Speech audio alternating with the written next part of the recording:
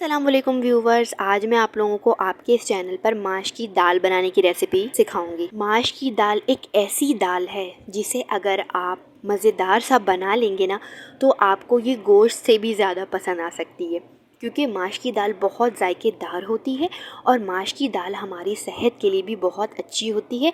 हमें इसे अपनी डाइट में शामिल करना चाहिए। तो एक बहुत मज़ेदार रेसिपी आप लोगों को मिलने वाली है। आप लोगों ने वीडियो को पूरा देखना है, स्किप नहीं करना। तो चलें रेसिपी की तरफ चलते हैं। सबसे पहले मैंने माश की दाल को अच्छी तरह से धो करके आधे घंटे के लिए भिगो दिया था। आधा घंटा बहुत ज़्यादा है माश की दाल भिगोने के लिए, क्योंकि माश की दाल की कंसिस्टेंसी थोड़ी नरम होती है तो वो फ़ौरन से भीग जाती है।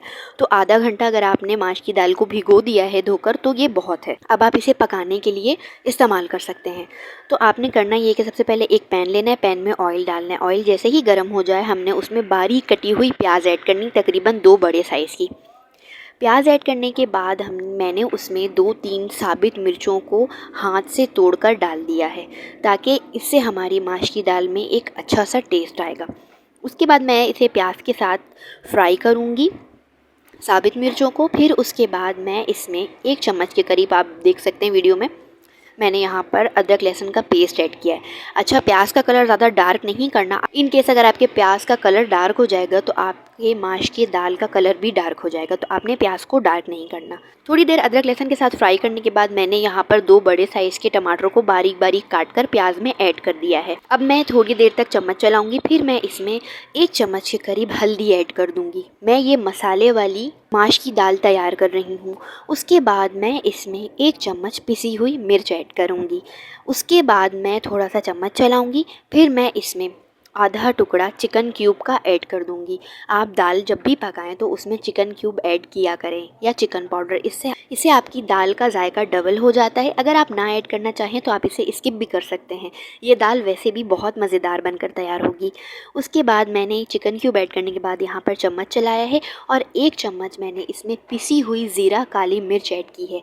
गरम मसाला मैं इसमें ऐड इसलिए नहीं करूँगी क्योंकि उससे इसका टेस्ट बहुत ज़्यादा हैवी हो जाएगा, तो मैंने यहाँ पर गरम मसाला ऐड नहीं किया है, सिर्फ पिसी हुई ज़ीरा काली मिर्च ऐड कर दी है।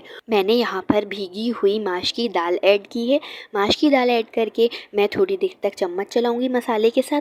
फिर मैं यहाँ पर गर्म पानी 1 गिलास के करीब ऐड कर दूंगी। आपने ध्यान रखना है पानी गर्म ऐड करना है, ठंडा पानी ऐड नहीं करिएगा।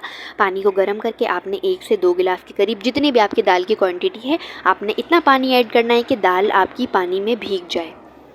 उसके बाद मैंने इसे ढक्कन रखकर ढाँक दिया है 10 मिनट के लिए। 10 मिनट मैं इसे धीमी आंच पर गलने के लिए छोड़ दूंगी। उसके बाद ढक्कन हटाकर आपने दाल को चेक करना है।